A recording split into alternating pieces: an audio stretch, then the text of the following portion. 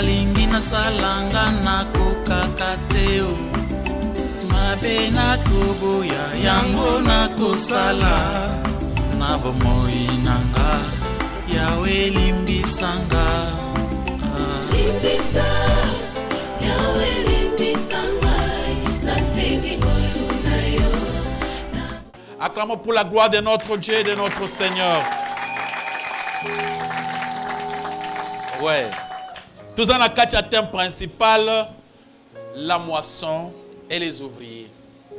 Tout ça, parcourir pour préparer les serviteurs, tous les enfants de Dieu, pour que l'an 2022, tout ça là, parmi les ouvriers. Amen, amen. Vous avez parmi bateau quelque chose pour sauver aussi les enfants de Dieu. Moukili ezo beba, il n'y a personne pour sauver bango. C'est pourquoi mon frère, ma soeur, vous allez parmi bateau oyo, bako sauver, bateau oyo, bako kota na katia moisson, pour chercher à prêcher, pour chercher à aider, à consoler les enfants de Dieu. Moukili eza kobeba kalamingite jugement. Jugement est comme aboye, bato baza distrait. C'est pourquoi la Bible dit Jésus fit émis de compassion. Amen, amen.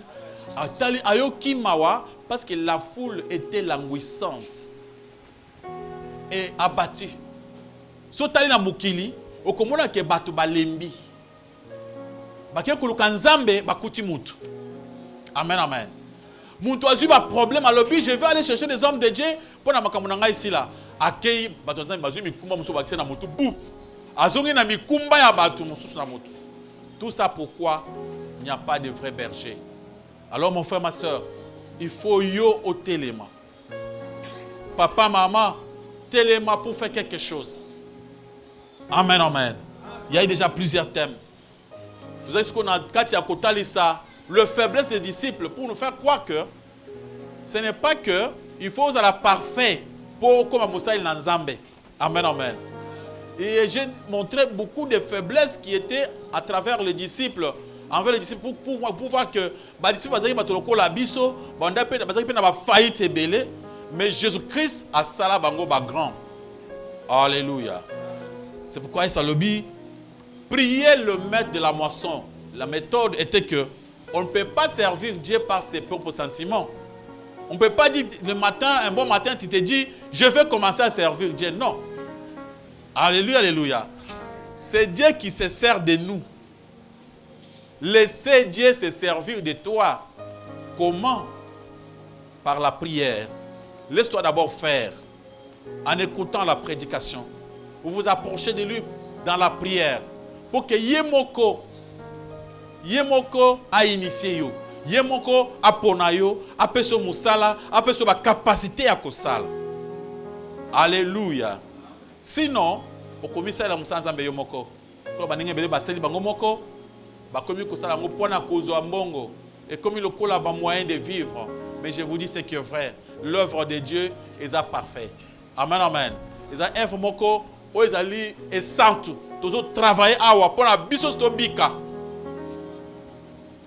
Les gens ont pesa les sous la première qui to pesa qui manque d'humilité. Mais ce que toujours le manque de puissance des disciples, le manque de puissance des disciples. Amen, amen. Ezali moko na faiblesse. Faiblesse à mon aîné, ba disciple bazaki nango. Manque de puissance. Amen. Et sur le puissance, na katia développement à thème. La puissance, c'est quoi? C'est le pouvoir de commander, de dominer, d'imposer son autorité. Ou bien d'imposer son autorité. Alléluia, alléluia. Amen. Puissance, soit puissance d'aller pouvoir, il y a que commander ba mususu. Soit vous avez la puissance, c'est-à-dire vous avez le pouvoir, il y a que commander. Pouvoir, il y a que dominer, il y a que imposer autorité na yo. Amen, amen. Balobi, ezali droit ou bien acte par lesquels on commande aux autres. Acte par lequel on commande aux autres. L'autorité. Autorité. Bien aimé, ezali jamais au cause de Yomoko. Ce pas péché, on n'est pas dans embêté. Amen, amen. Yes, je vous ai donné le pouvoir de marcher sur les scorpions, de marcher sur les démons, le pouvoir de prier pour les malades et les malades seront guéris, le pouvoir de parler en langue. Amen, amen. Le pouvoir des miracles, c'est-à-dire pouvoir surnaturel. Ok, il faut de la patience. Mais les apôtres, et quand on a un moment moko, pour les apôtres, que bazali ko manqué pouvoir wana, mais bazali na pour ça ba créer yango. Amen, amen. Besoin pour ça la autosuffisance. Ici, ce n'est pas ton œuvre à toi. Ne cherchez pas ya koluka puissance na ndenge na yo. Amen, amen. Il faut avouer que vous allez incapables, vous allez impuissants. Amen, amen. Si vous avouez que vous êtes incapable, que vous ne pouvez pas, c'est Jésus-Christ qui peut faire. Que toi, sans Jésus, tu n'as rien. Et tu ne peux pas avoir la force ailleurs. Et notre force se trouve à côté de Jésus-Christ. Comment? Par l'obéissance de sa parole. Amen, amen. Nakatia kukangama, nakatia prière, nakatia méditation, nakatia kosenga pendant Zambé, pour yemo apeso makoki. Sinon, on peut sentir que vous en ngouya. Il y a des gens comme ça qui sait quoi être puissant dans l'œuvre de Dieu. Acclamons pour la gloire de notre Dieu, de notre Seigneur.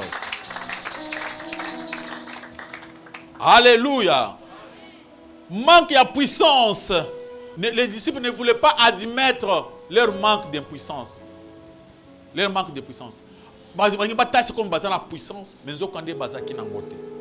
Jésus-Christ, bien qu'il attende qu'il va liboso, n'a pas son pouvoir. Bokende bosala, basali musala, moko alingatala. Balingi bazo pouvoir ba pesi bango batika ba kanse ko comme ya bango moko esili. Mais Jésus-Christ a ngala sabango que attend la tindio na musala. Oza obligé, oya ko se ressourcer à côté pemé na ngai. Ceux qui ozo okangami na ngate, musala wana ko échouer yango. Amen, amen. Tu peux bien commencer. Nzamba peso atindi yo peso pouvoir. Tant ozo kende, obandi ko bossa na nzambe, pouvoir wana aussi là. Alléluia, alléluia. Il faut qu'on se ressourcer auprès de Jésus-Christ. On prend le livre de Matthieu chapitre 17, verset 16 jusqu'au verset 21. Matthieu chapitre 17, verset 16 à 21.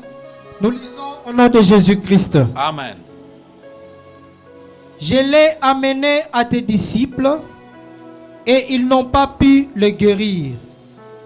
Race incrédule et perverse, répondit Jésus. Jusqu'à quand serai-je avec vous? Jusqu'à quand vous supporterai-je? Amenez-les-moi ici.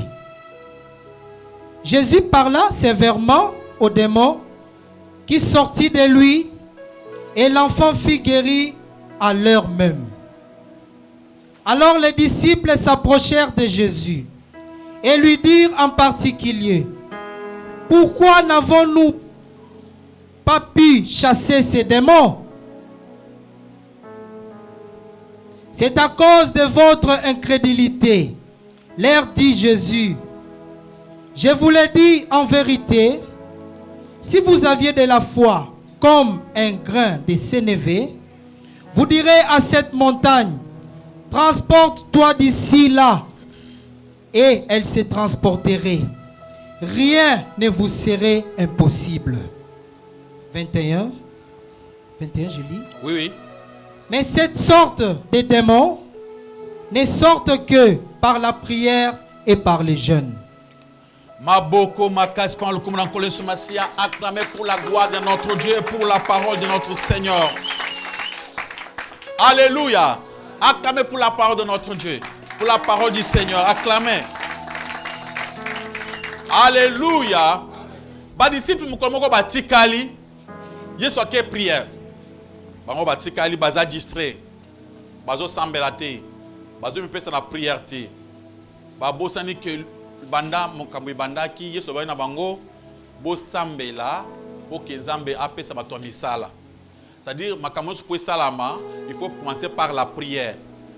Et bango batikali yeso ake prière, batikali distrait.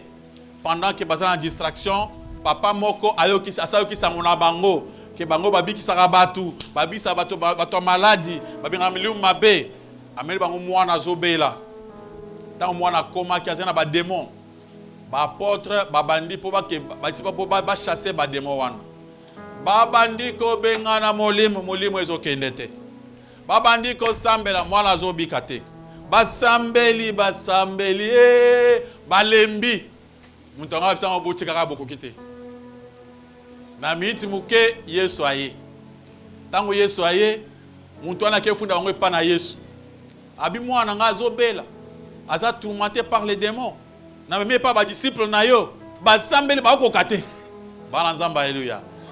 Tes disciples ont tout fait. Ils ont essayé par leur autosuffisance, par leur propre autorité, par leur propre puissance. Ils ont essayé, ils ont prié. Ça n'a pas tenu. Yesu a commis.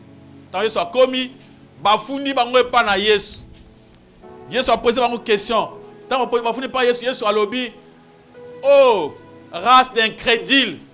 Alléluia, alléluia. Abini ni race de quoi? C'est ce que nous sommes, race des incrédules. Beaucoup de gens sont vraiment incrédules. L'incrédulité, c'est un péché mounen. Manque à foi. Amen, amen. Un incrédule, c'est celui qui n'écoute pas, qui ne croit pas vraiment en Dieu. Moi, des fois, je crois tantôt plus tôt. Race des incrédules. Si mou colonie na kozana bino, mou colonie boko yeba ke pour la puissance. Il faut passer par la prière. Alléluia, alléluia. Directement, Yesu abondeli pour la mwana biki. Ba porte ba disciple ba pousser ni pembe na ye. Maître, toujours regretter comment biso to bondela. Yo so pe so pouvoir. To sto qui déjà to sale. Mais comment to so bondela muto ngwa bikité. Yesu atali banga lobi. C'est à cause de votre quoi? Incrédulité.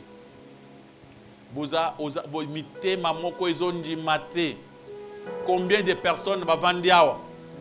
Le lot andimi, le lot a douté. Le lot andimi, le lot a douté. Amen, amen. Parfois tu crois que Jésus-Christ a moi ensemble. Quand ça marche, si ça ne marche pas, comment se poser question? Est-ce que ça marche? Alléluia. Abi boza ba incrédule.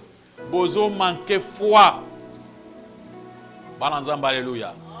Et à ce moment-là, ceux qui bosan à condima, le col la graine à s'énerver. Amen, amen. Il suffit seulement avoir la foi. Le col la graine à sable. Et vous dira à cette montagne, à cette maladie, au bonde la batubako bik. Amen, amen. Au kosala musanzambe au kende liboso. Si vous avez la foi. Mais manque à foi, et tout ça là que makamunyo se beba. Batu ebele baza ba incrédule. Dans le niveau na bango. Basi ba kenda ki ba bonde pour na ba malade. Awa tuza likolo. Amen, amen. Dans un livre à Matthieu 17. Bango ba koma ki ba serviteur depuis Matthieu 10.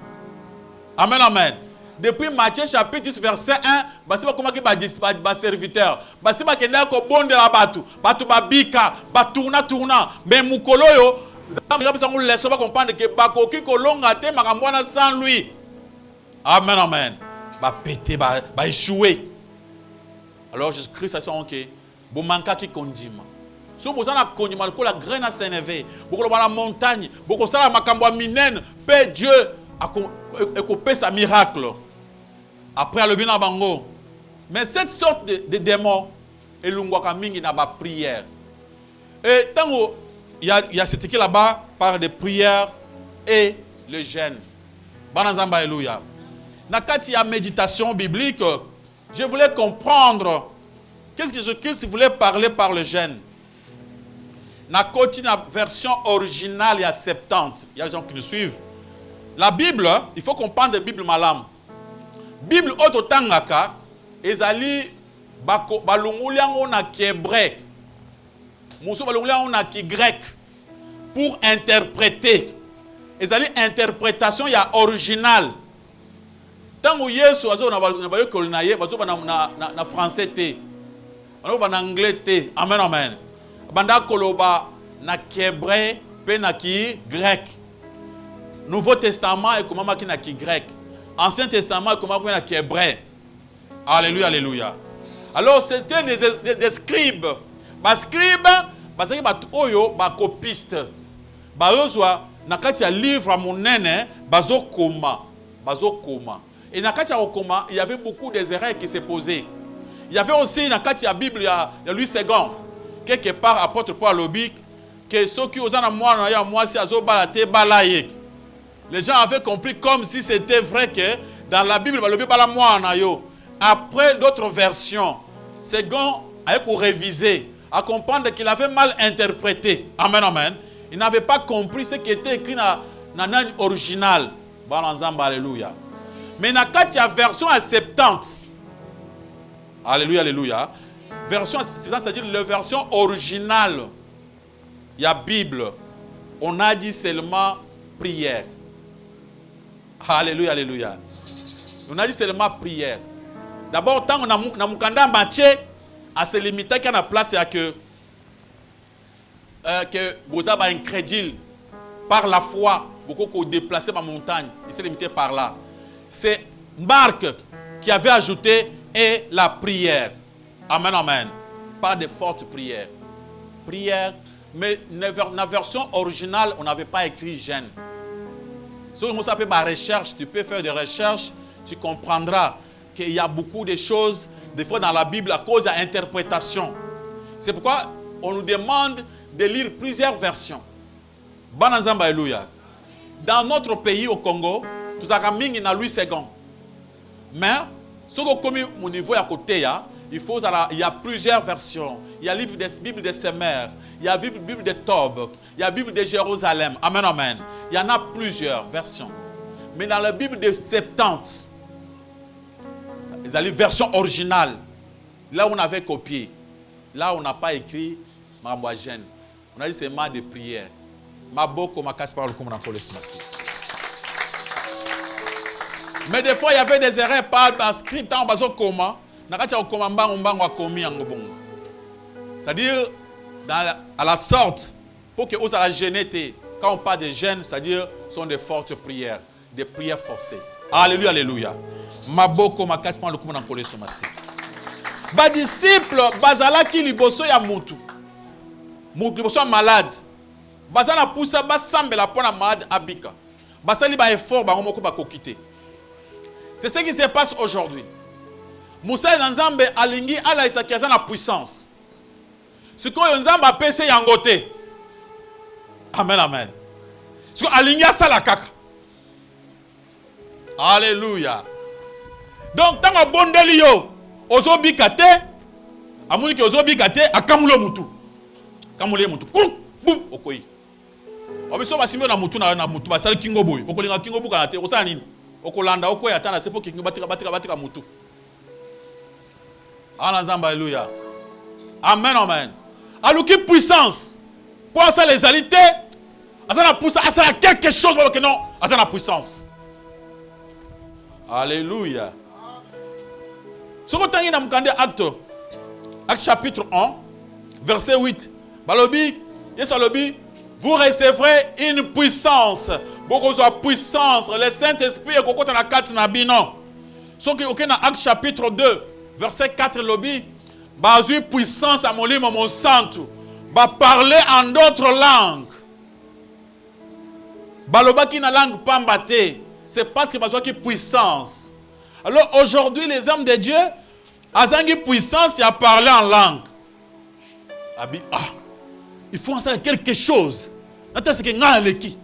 Na prouvé que nazana nguya. Nguya nzambe, nzamba saka tango alingi. Bana nzamba haleluya.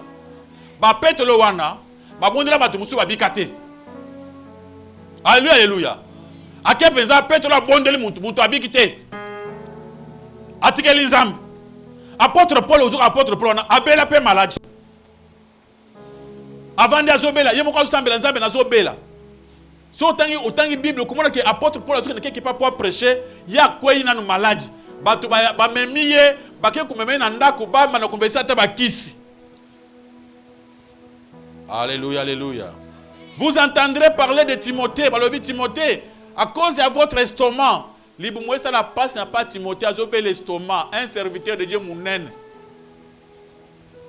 Aluki médecin. Amen amen. Il n'est pas dit que toutes les maladies sont à Mukili, il faut que tout le monde ait l'ungwate na makasi na bisoté. Alléluia. Il y a d'autres maladies qui sont à volonté en Zambie, Zambie lobi muntu na bela nanu. Yo comprenez Zambie Zambie ya kobika kaka. So obiki tena tiki musala, frère côté musala. Alléluia, alléluia. De oluki loko, yo aussi puissance à molimo sans tout mais on parle en langue yo moko. Amen, amen. Alors, quand on dit, balobi tango bango bazala ki puissance, bazu puissance, ne baloba qui en d'autres langues.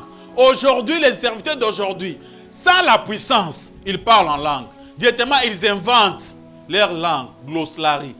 Asali munoko naye moko. O batusu bayo kagate, o yaye moko asali ango. Pourquoi? Allah qui s'acquiert la puissance. Bananzamba, alléluia. Ce qu'on tangi tango parce que puissance na mukande Acte chapitre 2 verset 4. Balobi ils ont parlé dans d'autres langues et batu bayoka ki bango. Batu basambela kate. Des païens, ba païens bazo le kananzela bayoki te. Muntu azo ba makambo boy boy. Donc langue wana il n'y avait pas, on n'a même pas besoin d'un interprète. Alléluia. Amen amen. Mais aujourd'hui, muntu nzambe azana poussa ba mona puissance. Azana ngote. A créé ango. A mis à lui autosuffisance. A mis kokeli. Y'a mon quoi créer langue. Alléluia, alléluia. A simbio au nom de Jésus. Ozo quoi te a ko poussa yo. Ozo boya a tout peut mener à bas. Au nom de Jésus. A su puissance au quoi. Alléluia, alléluia. Une fois, j'étais à l'église. Comment on a fait la prière. Pasteur, tout ça qui n'a pas abandonné le service de délivrance. Tout le monde a fait service de délivrance après après et c'est la gâté. Ce que tu as fait service à 40 jours de délivrance. L'homme de Dieu a quoi ici batunion son église. Batunion sur quoi? Amuna kanga na koya kate. Amuna kanga na koya kate. Alabi muntu oyo fo koya. Ye fo na senga za na puissance. Mukolomo ko na kacha prière na butu to sambela makasi na concentrer Jésus ensemble la boy. Nazali coincé baba yo mukotala baba liboso ki zaka baba ya mabaya oyo. So tele mboye tout na makolo. So ozo tele ma position bien te. Le Messie est venu. Moi, j'ai compris que l'homme de Dieu a prié pour moi. Il a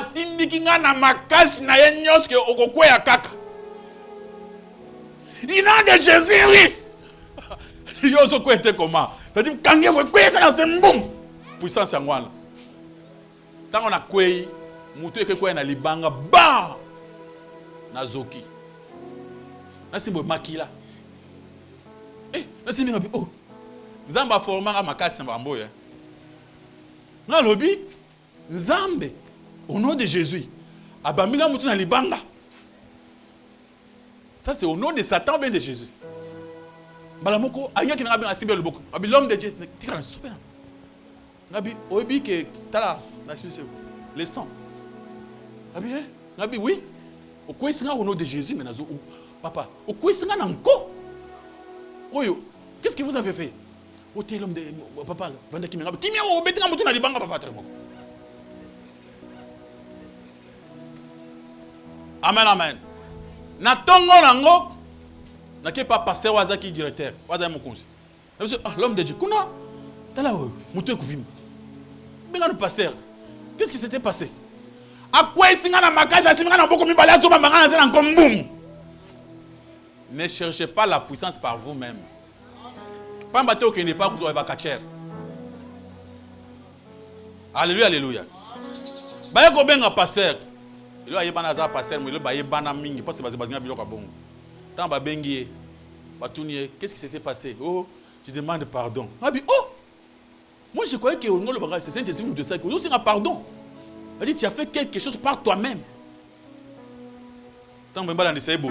Ba mo ka ça à l'église. kuna kweya okweya ifanisa evanda kuna mulimo ezobaka nga tata na ye nga mama na ye. On a créé d'autres puissances. Alléluia, alléluia.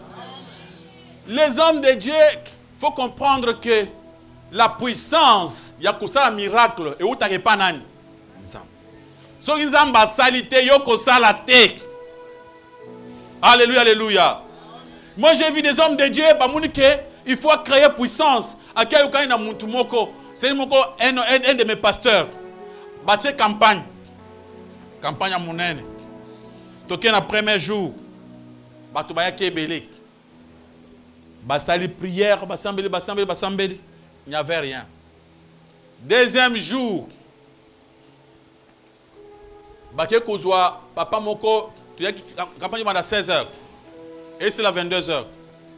Tu comme à 21h. Bakoti na muntu moko banda botama tambola raté. Siko batie na mbetu ya komema. Bakoti na petit pembe na campagne. Tu parles l'homme de Dieu Azaki. L'homme de Dieu Azaki, l'homme de foi, l'homme de miracle. Parce que bande obondela. Abondel yoko telema. Oh non, yoko telema, muto telema te. Yoko telema, muto telema te. Suka. Tu to comme itikali muke campagne c'est la muto telema. Wow! Atelemi. Azo bandako, azo atelema atatone, atelemi quand même. Atelemi. Natamboli. Bandana botami natambola te. Moi je me suis dit oh, dans l'église pendant plusieurs années. Muto nazo yeba été. Azani frère Nabiso, il vient d'ailleurs comme ça, il était à Tamboli. Fais-moi mais faut que tu comme frère Nabiso, quoi Tamboli, faut comme frère Nabiso. Faut tout kangamato ye baye malam. Tu vas dire que l'anda frère, kangamana frère pardon, mais biso d'aba serviteur dans l'église. Yo kombo non nani, appelle ce kombo to komi. Au vent d'arabe, appelle sa adresse. Quartier, appelle ce quartier. Commune, appelle. On a bien écrit ça. Erekokik, on a cherché à savoir si les frères étaient réels. Oh, comme on a descendu, oh, baye biété. Oh, comme avenu on ne peut s'arrêter. Wana, ils ont une puissance créée. Mais pas tous vont dire, ah, l'homme de Dieu a la puissance. Non.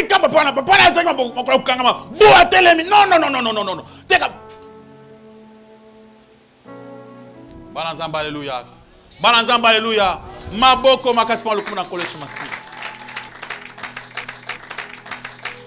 So kinzamba sa ili kambote ko sa ila ye te. So nzamba lobe lo ban langue te ko lo bango te. Ko sa ya langue te. Ko inventer biloko ya ko inventer na mamu nzambe te. Na sambeli frère na kei. Nga mukolo moko na biso vérité. Na sina kenda ko bondela maman moko. Je vous dis na loba kalkambo wana. Na wana mon enfant, ma fille était gravement malade. Na sambeli mwana ngana ke hôpital tout azo bikate. Et maman moko tu vas na ndako boy ngana madame makambo elekeli biso tout à la mwana na biso mwana beli pendant plusieurs temps mais les aussi là. On se disait quoi? Na kati ya kulemba wana konjima esili. Nazangi konjima. Nzambe siko pour Alexandra ke konjima wana esila te ngana za kaka. Pendant que tu vandi na madame to solo là, téléphone isolé là. Gra pasteur Richard, ngai mama kingani kuma na ndako na mwa inzate. Ngala seki. Na bantu twana ko tonga mama na ndako na biso ngana madame nanga. Nabi abe ngai. Batu bayeba kate hein. So bayeba oto mona ngana yo awa. C'est ako benga ngai. Madame abisa kende kaka ozara serviteur. Amen amen. Et comme maman ko bazo biso ko za serviteur, yo moko zo ndimate ko za serviteur. Abi kende kaka, yo ba ben kende kaka. Na bon so na kuti azobele. Biso mwana azobele, abi yo kende so yo sambela kaka, yo kende kaka. Kende kaka ba bengi yo. Na bimi, na zo ke na nzela na zo ba na kende kaka. Na komi kone pa mawana. Na kuti mama avandi ya mizi bibi lamba boy. Tana kutana alongole lamba boy. Mama vimbi na ndenge moko mabe. Ce qui m'a dit na banda obela abimana so ko banda te tele miso salinga boy bote nyoso pour ça banda opasuka okola muntu ja kufia anya pasuka tanga telinga le bi oh Na moto nga lobi, o nga atiki na ndako ya pete na kokite kaka oyo. Alléluia, alléluia. Na mi lobi ngai na tiki mwana zobe kutu normal. Oya boy. Mais maman wa sakufi. Amen, amen. Mbala moko, abi papa, nazo kokate bondela pona ngai. Na sale prière moko ya faiblesse. Nzambe, na motema lobi maman wa yebite. Mais maman, est-ce que vous avez une question à la bonne papa na ndimi na yebi uza na Nzambe ngabi. C'est vrai. Nzambe alobi question na bonde le point na ye akobika. Yango na bonde na kombo na Yesu. Yo moko lobi ke to bonde point na maman mais maman oyo azo croire que ce qui na bonde le point na ye akobika. Amen. Maman lobi papa osami ndenge osambela raté nga maman. Yo lingi na sambela ndenge nini? Oloba ki na sambeli kaka. Abi papa ça va. Na bimi na ngala bande okende. Maman amulisi ko na bingi ko monde le pola nga. Ça la prière lokola kola lingité. J'avais mes problèmes que ngamo na za nga ele claque nga mutu. Tant nazo bima na komi na ndako. Na banda na vanité pour na beta lisolo. Téléphone ezo ela lisusu. Na lobi azo bien nga lisusu. Ngai na kokoka makambo wana malayo nga na kokoka ngote. Ngai kuti oza ndako na muni ezo simba te. Ya zo benga soko na muni na kokoka makambo wana te. Na okisiko azo bela nga azo sepela. Abi azo sepela. Likambo nini? Ya kaka sikoyo, ya kaka sikoyo. Yo zonga kaka sikoyo. Na zonji mate. Mukili na bane bazoka mandako. Mama o pasero vraiment papa passer basana nguya. Après na na komi na ndako. Na koti na ndako. Natalie na funguli miso. Na kangama. Ye nga zo kamwa ye. Ya zo ka sanga mutu na sali. Bana Nzambe haleluya. Mbala moko na zongi mutu. Suka na zoloba. Mama oyo amivimbisa ki ye moko après abimisi. Asalinga jenini. Mama zo bake zoka nde vi na ngai ezaki na maboko na yo. Yo soko ya katembele nga na kufi. Tana zoloba wana. Saka loso zo bima. Bazo pesa nga babiloko. Na bi zo pesa nga pwana bi papa o nga zo pesa ofan. Bazo comprendre te. Na zongi na ndako. Na beti so na ndako. To kamwe. Bana Nzambe haleluya. Soki Nzambe asali te kosala te. Alléluia, alléluia. Amen, amen. Yo sambela mutu na bondeli na kombo na Yesu. Amen. Te na bondeli. Fièvre ici c'est tokende. Ana de Jésus fièvre c'est là. Fièvre. Maman ici te. O ko mama mutu abatu. Amen, amen. L'autosuffisance manque ya puissance, et ça qui pas ba disciple. Mais ce qu'on lingi Nzambe appelle sa puissance, yo sambela kaka. Mitira beaucoup na Nzambe. Le Saint-Esprit de mutebi ki sa abatu. Amen, amen. Le Saint-Esprit mutu sa makambo nyonso. Okumona ba apôtre ba Yeshuaki, mais les mêmes apôtres tango ba kotika ba ko molimo mo santo. Alléluia, alléluia. Ba ko molimo mo santo. Yesu bano betama masolo, abina mukili oyo, boko zo makambo, boko zo ba problème, boko zo bituma na ba famille, mais bo banga te. Na koza na bino. Boko za la protéger. Alléluia, alléluia. Voilà ce que nous avons Jean chapitre 15. Verset 18 à 21. Tu peux lire sur le livre de Jean chapitre 16. Verset 1 jusqu'à verset 4. Yesu azotai sabango. Alobi na mokili bako inabino. Bako bundi sabino, boko za l'aise na mokili te. Mambo boko za lebele pona bino ba sel na ngai. Mais bo banga te na longa mokili. Boko longa. Bana Nzambe haleluya. Ata omuni makambo makasi endenge nini. Musala Nzambe ezali panango bozolia te. Ezali musala makambo. Okozwa bitumba na famille na yo moko. Bandeko moko ya famille batelemeli yo. Okozwa bitumba na quartier. Okozwa bitumba même na kati ensemble a ozu bitumba. Yesu alobi eza bongo mais persévérer tina suka. Alléluia, alléluia. Mais ceux qui otiki des dangers. Na mukande à Jean chapitre 17 à partir du verset 5 jusqu'au verset 26. Yesu a sali une très belle prière. A sali prière pour nous les serviteurs. Amen, amen. Alléluia. Jésus-Christ avait déjà prié pour nous. Alobi Nanzambe, comment combattre la biso? Comment te rabito ça na mukili, mais mukili balingi bisote. Assemblée là qui pour que quelle question nous ces oleka na mukili. Tous à la protéger. Maboko makasi pa le komo na kole sumasi. Maboko bien pa le komo na nzambe. Alléluia. Sur le Moukandia Jean chapitre 14 verset 16. Bazo ba iso zo ba ke. Boko zo le Saint-Esprit. Mulimu na nzambe kuya sirbino. Et qu'on pèse bino et on est consolé. Et on est coupé une force. Alléluia, alléluia. C'est l'Esprit de Dieu. De montrer ça que au comme un serviteur puissant. Laisse-toi faire. Cherchez toujours à être en contact avec l'Éternel, avec Jésus-Christ. Il faut te laisser toujours dans la prière. Prier sans cesse. Cherchez à enlever makambo iko kocho libanda ya parole de Dieu. Quand on parle de la prière, de prier sans cesse, c'est-à-dire de rester connecté à Dieu à chaque instant et à chaque minute. Mon frère veut lire Jean, Acte chapitre 4, verset 13.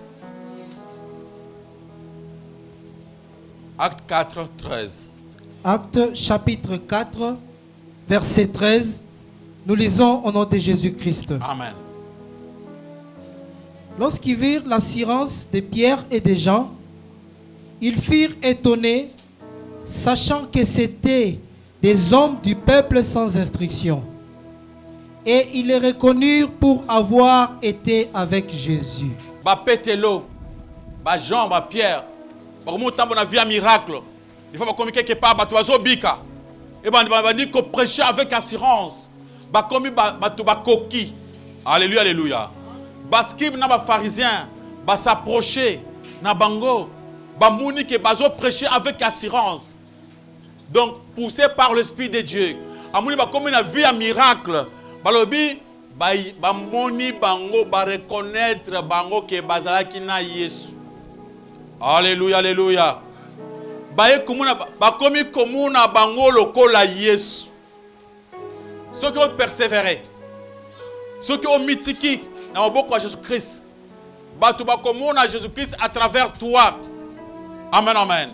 Baba ni kotabi mais muntu oyo azaki na Yesu, akomisa mam lokola Yesu. Batu bazo bika. Azo prêcher, azo c'est la nyonse lokola Jésus-Christ. C'est pourquoi ba benga ki bango banani ba chrétien. Tu veux dire au lieu de définition chrétien comme Christ, le petit Christ. Alléluia. Bon nzamba alléluia. Ce qui ozo kangama na makambo na nzambe, okangami na koto sa nzambe, na komicha connecté. Yesu alobi, sans moi, vous ne pouvez rien faire. Sans Jésus-Christ, sans que vous ayez la vraie parole. Ce qui olingi osala makambo na ndenge na yo, osala makambo so banu ko inventer. Alors n'inventez pas. Restez connectés avec le Christ. Ce qui alingi abik sa muto abik sa. Amen, amen. Alléluia. Ce qui alingi appelle sa muto nyonso akosala akosala. So nga sa na yo akosala, mais ne forcez pas les choses. Ce qui il faut admettre que yo osa rien. La puissance, c'est l'Esprit de Dieu lui-même. Amen, amen. C'est lui-même qui peut agir envers toi. Ne cherchez pas à créer. Aujourd'hui, au commun, il y a 3 personnes. Bazo créer ma cam. Bazo créer. Il prêcher. Il faut faire quelque chose pour prouver qu'il y a l'équipe à Moussous. Il y a la puissance moko ya koluka. Koluka te. Te quand ça beaucoup na nzamba. Nzamba yemoko ayebi o ya peso musala. Bana nzamba alléluia. Bana nzamba alléluia. Bana nzamba alléluia. Il peut arriver que au monde le bon de le muto abiki, muso bon de la biki, ce n'est pas ton problème à toi. Nzamba muto ayebi batonaye. Muto ayebi quand ça obiki sa muto wana. Il y a une autre personne abiki sur place, muso sa tia obika na simba. Ce n'est pas ton problème à toi. Alléluia, alléluia. Amen, amen. Les serviteurs de Dieu, ozo monde la muto, comme la muto kingote. Tant ozo comme la muto kingo, ozo kwese na makasi. C'est-à-dire, on occupe puissance à l'obo qu'on a eu. Tu vois, mon toit, quoi, il y a moko, s'occupe de fois, quoi. Alléluia, alléluia. Le temps, ozo comme le kingo, pourquoi il y a cac. Et comme prière, ils ont aussi la tête. Alléluia, alléluia. Au comment ça fait la mouton, on va comme balai. Au timbia beaucoup bambay na cette. Amen, amen. Ce qui nous a à l'objet, on le va langue té. Pour bien sa langue à ma cassité. Pamba té, on le va langue à bandeke. Na langue ya banyamazam o bato yo kakate. Alléluia, alléluia. Yo za muntu alobaka ba langue ya bato. Yo comme le balang, tu fais des choses comme tu t'embrouilles. À ce moment-là, tu vas la puissance. Ils ont inventé puissance na yomoko. Okosuka na ngona nzela so poser la question mbali misato okoko répondre te. Laisse-toi dans la parole et Dieu lui-même fera parce qu'il va mettre à temps paye à circonstances. Maboko makaspan le commandant collé sur Masia. Je parlais aujourd'hui sur le manque de puissance des disciples. N'atteste que les disciples, qui n'a manque de puissance. Mais parce qu'on a dit maître, parce qu'on a poussé à ça na ndenge na bango. Et tant que pas ça ndenge na bango ba échouaki. Na pêche exemple, il y a Matthieu chapitre 17 verset 16 jusqu'à verset 21. Comment ba kene ko bonde la ba ko quitter parce que ba forcer.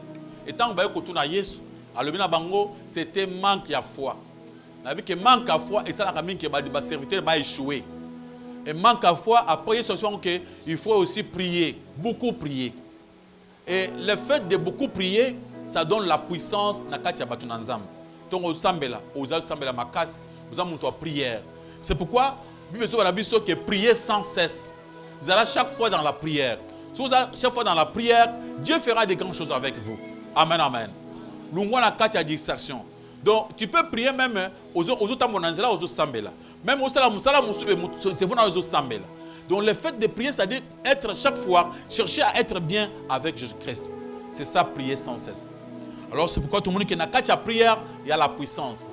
Même pour servir Dieu, à l'objet, il faut d'abord commencer par prier. Ne commencez pas à servir Dieu sans que on puisse avoir la prière. Ceux qui ont suivi la prière, alléluia, alléluia. Parce que la prière, c'est là où nous trouvons notre puissance. Et ce qui fait notre puissance, c'est l'Esprit de Dieu qui est sur nous. La puissance, c'est le Saint-Esprit. C'est le Saint-Esprit qui fait que tu réussir, tu avancer. Ce que le Saint-Esprit, ils ont salaté, ils ont étouffé. Namasum non confessé. Vous avez étouffé le Saint-Esprit. Comme on a mort, ils ont koufa.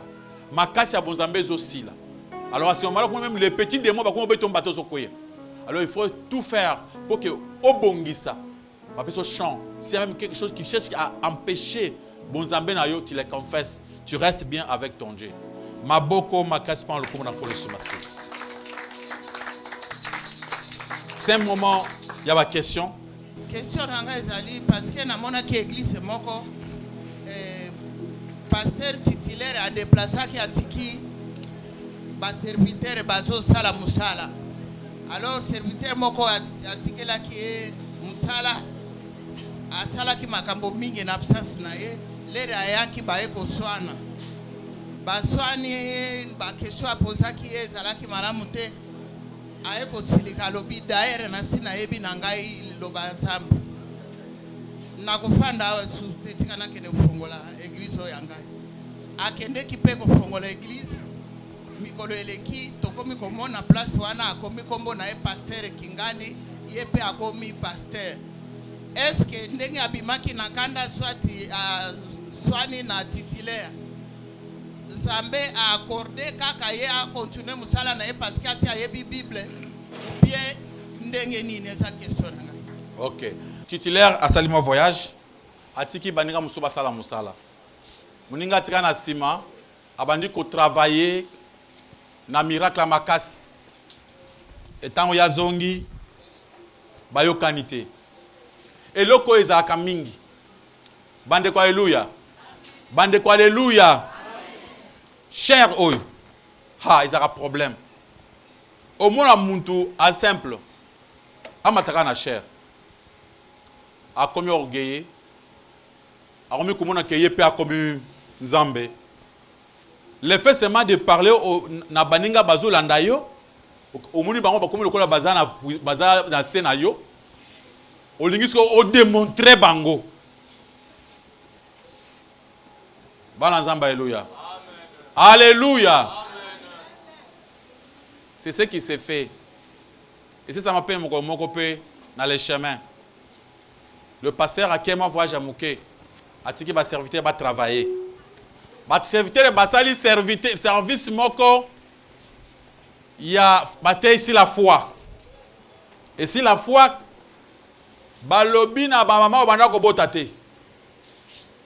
Maman yo zo botate.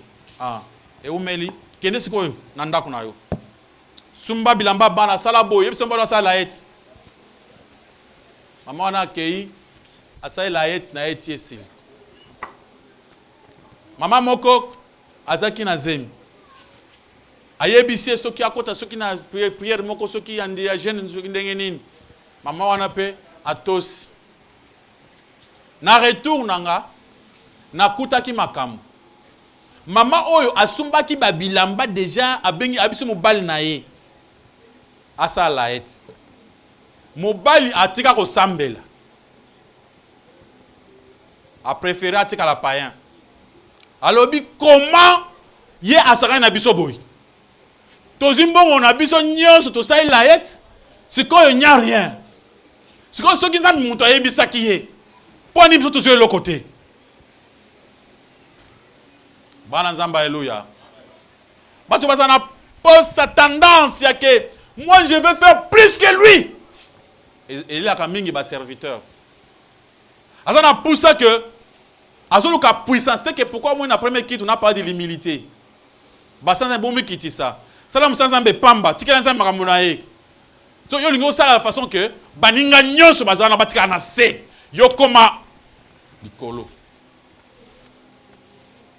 Alléluia, alléluia. Bananzamba, alléluia. Bananzamba, alléluia. Mais tant que bâti la rabatouana, musala nzamba, musala mokas. Au moins, on appelle le copé souté. So, tikele sala. Talas ko sora sort na 1000 personnes. Au moins, on va comme ça. Mais au loba qui yonde uzana puissance. Ça la puissance en one. Tika nzamba sala makambo ndenga sa ini asalak. C'est-à-dire so tali muntu d'abord déjà. Il était d'abord un orgueil. Le fait seulement d'avoir des problèmes avec son maître. Wana zaka ukula maître mutangi sinaye. Tango ya déjà ya kombi na ye bitumba. C'est-à-dire tango tikaki na sima wana asa muna ki lokola ke mili kezali awa mili kezali. Prenez un totem à l'ebosso, il y a beaucoup de choses qui se passent. Amen, amen. Alléluia. Alléluia. Attendez, trouver qui est bateau, basungak. Il y a d'autres personnes qui peuvent boire. Tant qu'on a une église, à chaque fois, bonzate. Mais à croiser, passer chat dans le coin. Tant qu'on a passé mbote, tu peux t'amassola que bachek nga likasa wo isa buka ukinandak. So yo zana lokoso mbongo ko sala o passe ali ki likasa na yemo ko ali ki nguyemo ko. Siko tala batiko awa. Bato ko mchope likasa na luboko na yo. Mamoko pesi nini? Orgueil. Ba serviteur ba kwea ka mingi sima ya maître na bango. Na comprendre ka ngote. Ba shitaka penza ba komi ko bunda. Que Dieu fasse grâce à notre église chrétien le chemin du salut. Alléluia, alléluia. Alléluia. Pour la zaka soki maître abimi po batika na sima omuni ke babandi ko wela so batiki moko bo yozala mukunza bango alinganya taba onso batika na sima na nga moko ngai dessous des problèmes et loko zo manquer za komi kitisa omoni tango ya lungu ya kiasa l'église na yohana asa comprendre que soit kei eza business mais so eza business te parce que à côté ka matin o papa na bango na te aki à côté matin musuté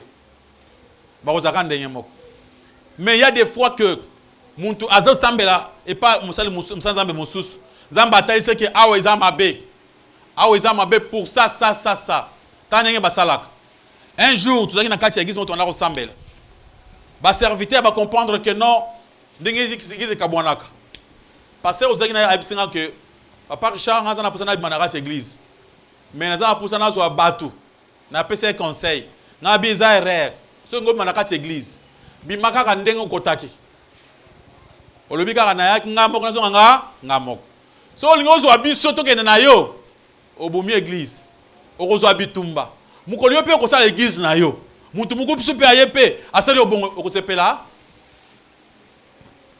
Alléluia, alléluia.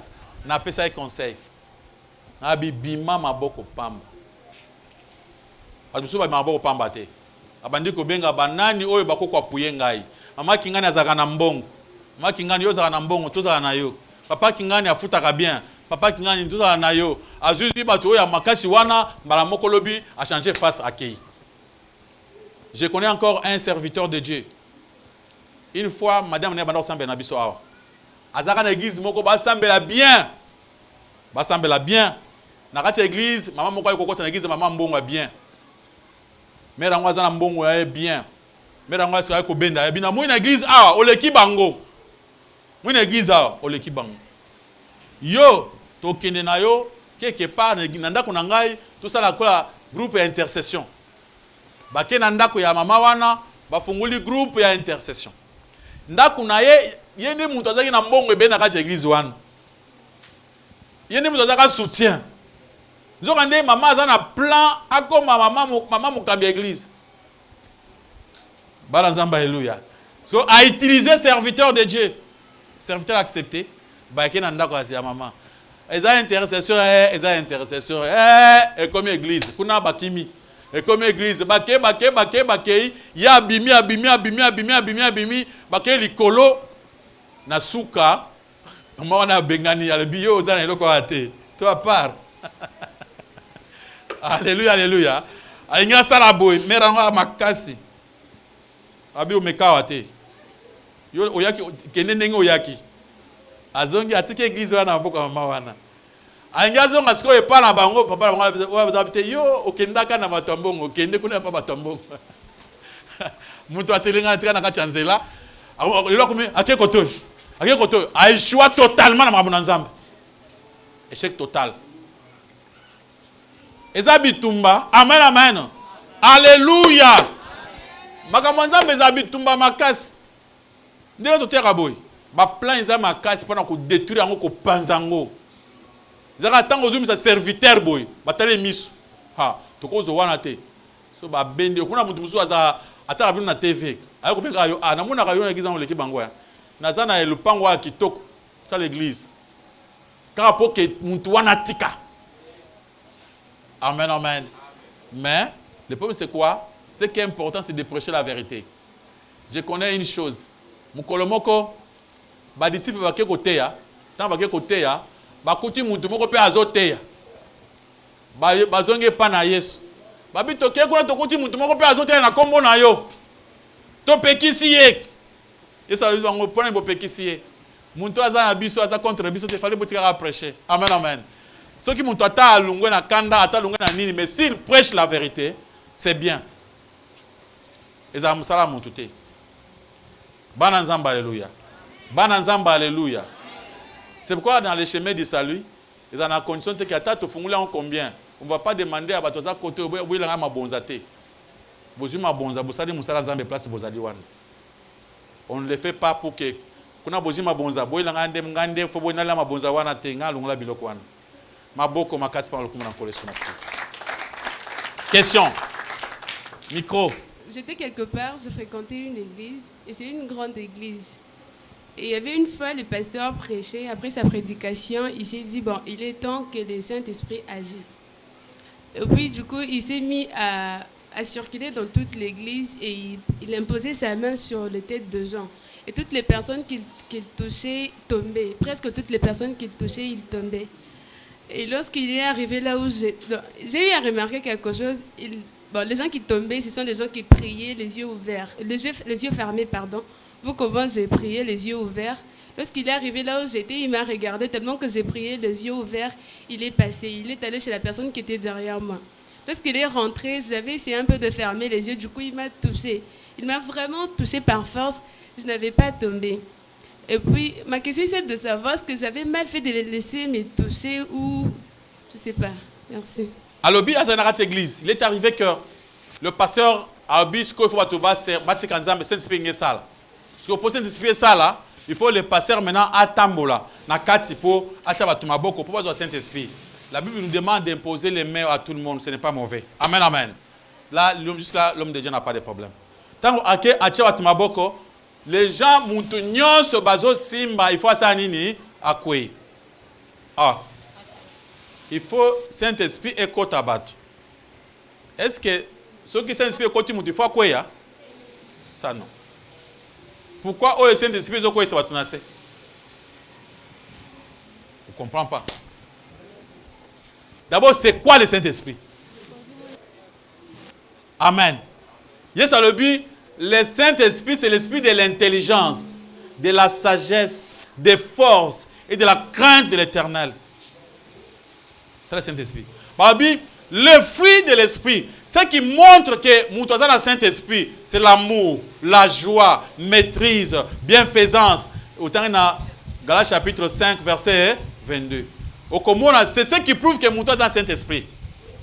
Amen, amen. Est-ce que tomber, c'est l'Esprit de Dieu? Non. Est-ce que sauter, tomber, ce n'est pas le Saint-Esprit? Notre sœur kaka na niveau azali kaka ni azaka mundimi ya muke ale chemin wana. Puissance wana ekoki ete. Amen, amen. Yo pe nengo samba ale chemin boy. Je vous dis la vérité. Ceux qui omoni ataba tu bazo kwe atimi rezo kweya. Omoni ti ba poto église kwei. Yo lo ba boy. Seigneur Jésus-Christ. Nzambo bate ya kabiso. Le Dieu d'Abraham, Isaac et Jacob. Na kweya soke zayo. Soke zayo te. Ata miro ekwe menga na kweya te. Okomona pe okwe te. Alléluia, alléluia. Textuellement, notre sœur Oti Koloba, c'est comme ça que notre fils qui est parti na mboka ya kuna alobaki. Le kola abeta ba instrument bazoko ba bengi koto na ba instrument. Ay papa je ne trouve pas. Son côté l'église na beti instrument. Okomuna pasteur azo kweisa batu. Kweye. Mais soit que pas moi. Moi bana usambela kaka nzambe oto utangi tutangi nzambe na biso le chemin. Na kweya awate. Okomuna ka boye bakoki baso ka ete. Babi frère yo kweya te. Batiki. Soit komi komuna mal à l'aise. Soit akoya po ba sepela, hein? Po soka osepe si bango. Yo moko mi kweya isi na makasi. Obando kweya mi konyonso esili. Oto singo na bango. Le problème c'est que kweya yo mon côté. Tika le kola batu baso kweya, c'est-à-dire eloko moko zo kweya sa bango. Yo telema eloko na pesa nini e kweya sa yo. O telemika bien. O sambe ko nzambe na mitika na boko na yo. Esa na mandenge yo lingi. Siko tango ya cho luboko hein. Omimuna na se yo pe parce que zangu ya nzambe. Bana nzamba haleluya. Est-ce que muntu akoko resiste nzambe? C'est-à-dire ils arrivent à fabrication. Plupart batu bakoya kawana mingi bazaka mingi batu na ye. Bateya bango boy. Ce qui passait à Tcho Luboko, laisse-toi faire. Laisse-toi faire, ça dit okoya. Ah papa. Oh mulimu ya nzambe muntu atika bilamba na propre bona ke kosambe. Bana nzamba haleluya. Ari mettons qu'elle a ti pembe. Na yeko sambe l'église. Mulimu nzambe kitika mbala moko boye bambi muntu na se bilamba ezo biba na tout ça. Balobi nzamba ça nzamba ordre. Wana désordre bien ordre. Merci pasteur pour la parole. Amen. Question ngeza boy. Pour na ba serviteur oyo azo mutwa nya comme serviteur. Parce que yonde comme serviteur nzamba benga yo apesa ba signe belé. Alors ba signe nini otoko yeba ke nzamba zo benga mutu pa comme serviteur. Parce que lelo to comme mona mutu amoni netotemi ote ya olati yepa nya comme pasteur atele maratea. Yango to mona ba makambo ebele ya mabezo salema basi nini otoko muto amoni bwe a bon c'est Dieu qui m'a appelé. Deuxième question ça ba miracle. Vous avez parlé des faux miracles et tout ça là. Par exemple des miracles ya bien na oya mabeto ko ebango comment. Troisième question ça vous avez parlé de la Bible. Au lobby côté moko wana ba koma ki na erreur. Ndé après oya ikotanga na Bible msusu moni que eza normal. Mais là olingi o accepter makambo bato baloba Bible traduction ba traduisant o mabe eza na ba erreur to continuer à ko utiliser ngo. Sini to ko weba ke nzamba bengi ngai. C'est facile de voir ça à travers la Bible. Tant on zampé à ben akinga, j'étais aussi mon dibika ko bandi mignons. Je venais aussi à l'église. Mais n'a pas appel nyonso que seni. Il y a des gens que Dieu appelle appeler pour atombola na musala moko na façon que aza loko la tête. Na mission moko spécifique par Nzambe. Ne tout monde pas porte pour que tu vas balater. pour la mission nae, il faut qu'à atambola. Il y a d'autres personnes que Dieu appelle pour travailler si ma vision, il y a un serviteur de Dieu, ou ya sabengaki. Ndenge zaboy. So tale matin nazo prêcher oyo, batu su baye awa, côté ba uta ki penza izala kiti. Et au komona batu oyo ba banda ko prêcher directement ndenge moko nanga. Ba ki ne partout temps bazo prêcher. Ah, au matin oyo na kisasa mingi ba uta lokola passer lokola ba passer Richard ne ba uta matin oyo. Ah, ne textuellement. Bango ba prêcher ka sur la Bible. Bango ba boya ka biloko ya kufuka mila batu wana. Bango ba parler langue ya sans intervention ba ndima kangote. Donc ozo mona déjà ozo koma. C'est comme notre sœur. Tant que semble quelque part. Alors qui c'est que yaza mwana ya les chemins. C'est comme batu belé au baza kiao, baza na ba poto. Baza e belé bango nyonso. Ba benga papa vraiment. Des fois monika na sambe na ndako. À côté de l'église habité papa awa vraiment nazo ko retrouver église té. Ezala awa, ezala kuna. Batona pourquoi? Parce que batuana bazo comprendre que alléluia alléluia. Bah c'est pas une parole oh ya awa. Mais il faut se poser la question. Pourquoi tout le monde ici bazo sambe la main? Ba sambe ko la bisoté. Bible les abonne. Pourtant la Bible les a comme moko. Alors ça dit il y a des serviteurs au bazo pour soutenir vision. Il y a un homme de Dieu aux ambassades ça ni abimisi, ba ya ba soutenir vision na e. Si c'est votre cas, au kombo nzamba cho pembe na e. Vous nzamba créer ba occasion on suppose à la ka o kae. Mona nzamba ça dit goût. Ndenge ozoka matea wana. Bana nzambe alléluia. Alléluia. Omunde nazo prêcher boy. Batu mususu penza soka yokinga nazo prêcher. Azo silika makasi. Pourquoi yo sepela non? So yo sepela ça dit yo batindio nzamba za na poussa faire quoi yo ke. Muni ndenge yo sepela ngo boy. Yo pe il faut yebisa batu mususu boy. Et tant on vend quelque part, comme ça, on défendre la parole de Dieu. Non, ce n'est pas ça. On défendre la monde. Ça dit, il y a des fois, tu le fais sans le savoir. On se dit, débat, non, vraiment, il y a des gens Zamba lingi boyote, batindi kiyote, batindi yote, bandi de bakara uzoloba. Zokande Saint-Esprit et coach na kat na yo pour défendre sa parole. À ce moment-là, tu comprends que non? Pourquoi na zoka boy? Alors, occupé pour ça wana, c'est-à-dire tu dois prier à Dieu que Seigneur, si c'est mission nanga kokisanga. Kokisanga cela veut dire quoi? Na comme propre, na comme digne de faire ce travail. Alléluia, alléluia. Na lungana eloko ekoko empêcher nga pour na sala yango. Là ça devient comme qu'est-ce qu'on a processus bandi ko avancer. Donc batu oyo nzambe yemoko abengaka azala ndenga imposera bango. Mais si nzambe tino na vision ya musala na nzambe. Tango au sentir que non vraiment naza prêt pour nous soutenir vision oyo. Il y a des gens mususu soutenir na mbongo na bango, ba mususu na soutenir musala makama ndenge ebele. Deuxième question. Miracle nini ya malam na ya mabe. Tango na lobby awa, na lobby boy. Miracle ya mabe zate. Mais bon, ce n'est plus inventé. Bana nzamba alléluia. Ko inventer miracle te. Na lobby bien que na par exemple que un des serviteurs de Dieu on a zaki nae azana makoki ya côté le misako kate. Mais a inventé coca. A télévision à 22h. Tu vois ça? Maman moko côté le malobi. Nazali libumu na bana obela maladi moko boye. Maman wana baké ko zoyer soki avant da côté moko musika. Bayo kana e. To voyager to kena kisasa. Kuna yo koloba ke boy tout ça makoloba tambola te tout ça. Moi tant comme awa la campagne à lobby. C'est-à-dire bo inventer miracle. Et ça la mité.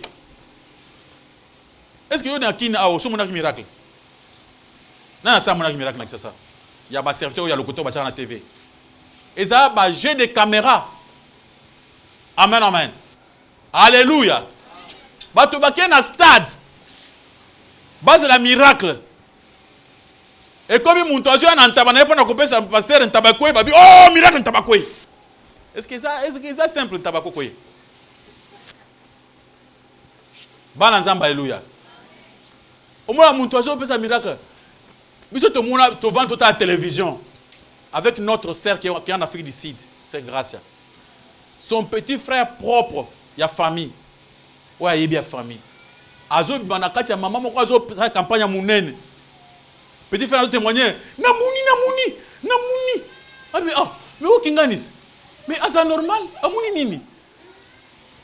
Namuni nazaki aveugle, namuni. Batu bakamwe ba tira caméra, ba tira na ba TV bubu.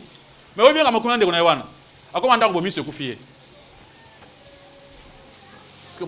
Parce que bazonga na TV susu. Famille na bango bakenda kuna po ba mana azo ya bango soute. Kuma temi di banda ndenge nini toye. Mwana biso banda ko mona, banda omunisi ye. Kuna ba poster ba ko pekise bino ale ko tate. Bozonga. Alléluia. Moi j'ai vu des miracles. Nathalie nakati ya pasteur azo prêcher dans l'église. Maman moko banda ko bela makasi. Oh abiki. Bache na TV na bango. Mais biso na quartier tozo la maman na kufu tuke no kundaye. Bande kuna bazo lo bake, bade ko basambela kao. Bazo ba ndiko na biso akufi, bino bosa publicité na ye. Hein? Muntu awa kufi benza bazo ke no kunda. Kuna balobi abiki, asaki grave abiki. Kwa caméra bacha abiki, parce qu'on abiki. Mais awa ba ke no kundaye. Donc voilà, il y a des choses comme ça. Ce ne sont pas des miracles. Alors, miracle, il faut être la miracle. Bana nzamba, alléluia. Bana nzamba, alléluia. Bana kini. Na bana poto wala ndabiso. Yo muni miracle vraiment, au muni libende, bachango, fili brequin, et mina lokola mutu. Au côté ango na kati église, bachango na se. Balobi libende oyo, et mina lokola mutu. Yo pe onjimi. Tango ezo bima omunite. Ata yomoko. Il faut assister na sorti à Villebrequin na lokola mutu.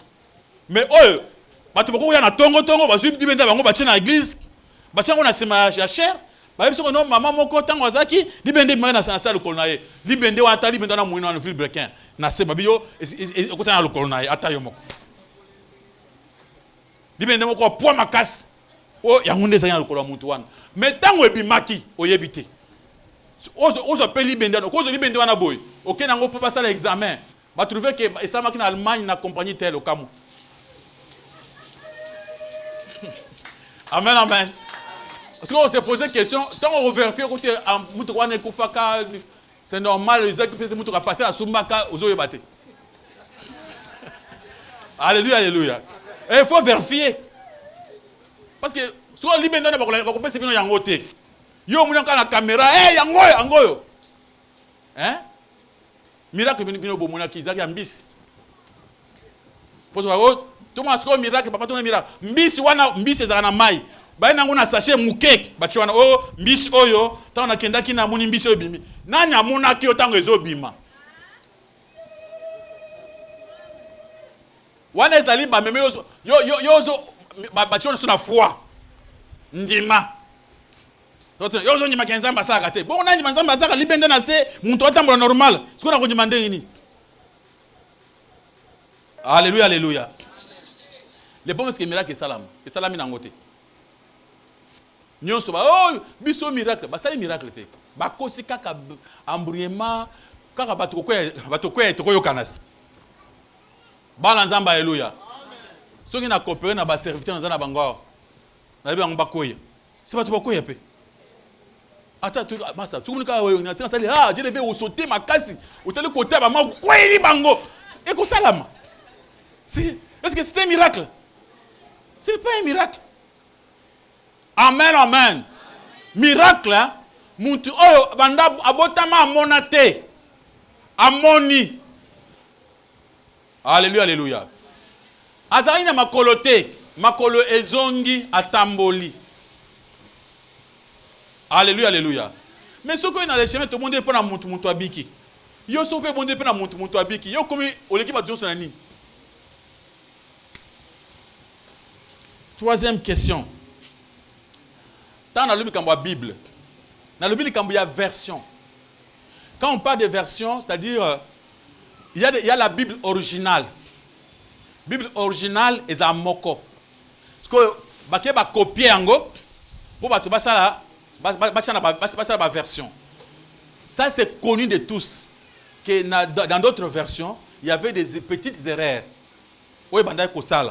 C'est pourquoi le prédicateur se contente de la Bible simple. Il y a une recherche pour l'origine de la phrase. Et où tu vois, est-ce que c'est une dengue?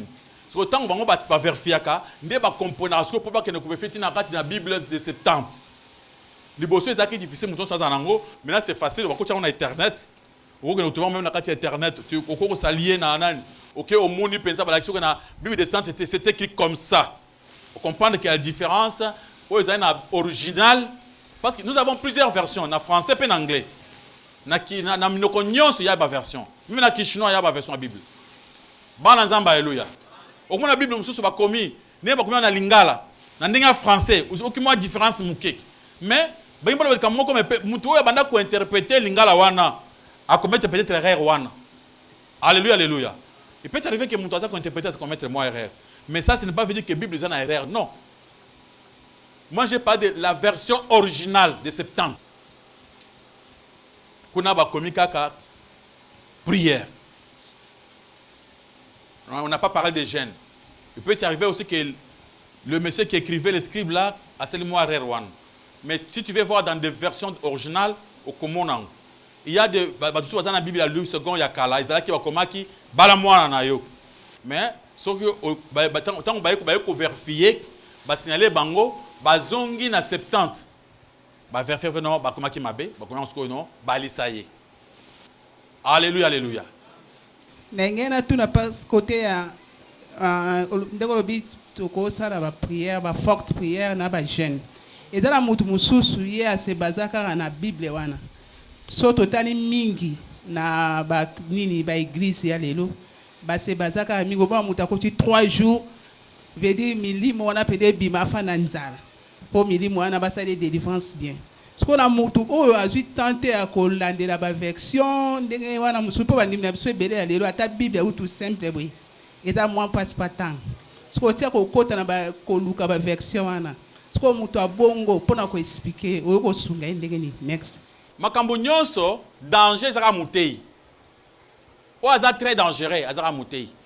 So mutei azana malamu bato bakobika na bango. Mais batei mingi bazote pona kozwa mbongo na bango pona makambo na bango. Ako trouver que na place ya jeûne et prière le pasteur se retrouve. Akomona que tango azo sambela bato na kati église bazo koya bien te. So bala linzala bakokwea. C'est quoi à kocha sko eloko wana ya nzala makasi pour que mutu ala nzala tango soye makasi tango kocha luboko aningisa kwese na se. Ndio muni bokena kati église nani alaki fufu. Obinga alaki fufu ba mission na église. Ou bien ofuti amande. Et comme il soum. Bananzamba alléluia. Si on a une mémoire normale, to boite, to tika jeune place one. Et ça peut pécher te, on laisse. Parce que Yesu a zolo bana ba disciple. Admettons que na boy, na chana place à maître. Si on a zolo ba disciple. Ba disciple ba tuniye. Pour la nini biso ba disciple to échouer. Amen. Bana ba échouaki. Ba disciple. Pour la nini biso ba disciple to sani to échouer. Alors bina bango po bosali jeune te. Bana ba bosala jeune. Bana ba bosala jeune. Ba disciple. Yesu abengi papa mwana te moni yaka. Moni soki mwana yo abika kite. Po ça alors est-ce que ba maman papa mwana sala jeune. Soki passer azana motema ya bolingo ya vérité. Nani akosala jeune? Ye mokos. Amen, amen. Mais ce n'est pas le cas. Mon pasteur a vu version à Tangango. Parce qu'à interprétant pour naye, à interpréter pour nayo.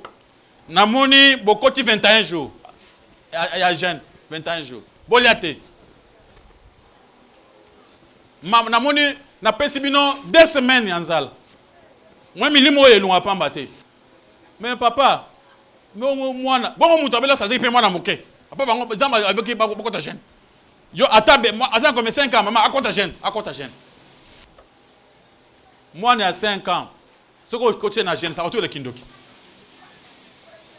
Nanzala. Bana nzamba alléluia.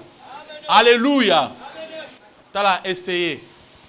Vanda nanzala pendant 3 jours mais la mai. Obanda komuna makambo mususu ozu santé ozo poussa na pembe na liwa. Et tu dois commencer à voir bato bakufa na ba vision. On perdre la capacité intellectuelle plusieurs capacités intellectuelles et autres lungwa. Aux autres comme faible. Au commis sans force. Si vous avez ah, il y a avant. C'est comme ça qu'ils font. Alunglo ba capacité naturelle. Pourtant que nzamba lingi ozala mobimba yo. Amen amen. Abi comment on a extase. Nous sommes à côté extase alali. Bazo me maya zoye ba makambote. Voilà ce que nzamba azantinani. Maboko makasi pan le comme dans collé sur massif.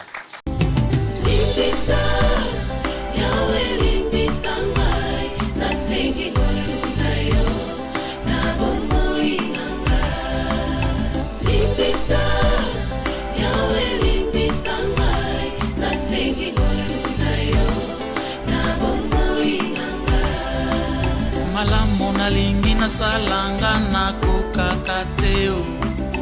Mabe nakoboya yango nakosala. Na bomoi nanga yawe limbisanga.